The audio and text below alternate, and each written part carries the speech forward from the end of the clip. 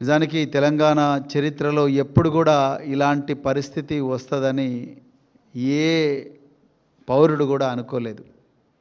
తెలంగాణ రాష్ట్ర పరిస్థితి కుక్కలు చింపిన విస్తరైతుందని ఎవ్వరు కూడా అనుకోలేదు. ఇలా మంత్రుల స్థానంలో మాఫియా డాన్లు కూర్చోవలసి వస్తుంది. మనం ఓట్లేస్తే మన జీవితాలు బాగుపడతాయని ప్రజలు అనుకున్నారు తప్ప మాఫియా డాన్లు మంత్రులయ్యి వాళ్ళ దుకాణాలు ఓపెన్ చేసుకొని